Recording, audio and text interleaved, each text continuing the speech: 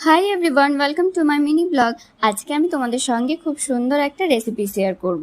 এগুলো দেখে বুঝতেই পারছো এগুলো কি? এগুলো কাঁচা রসুন।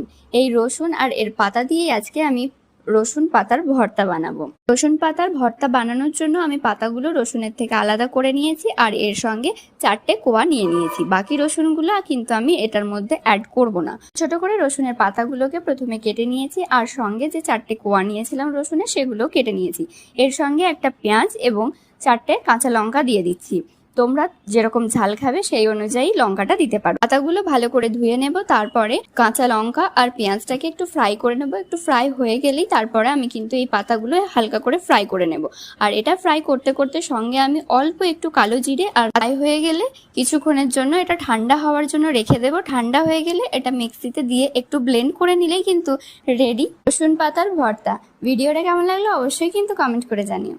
দেখা হবে নেক্সট ভিডিওতে।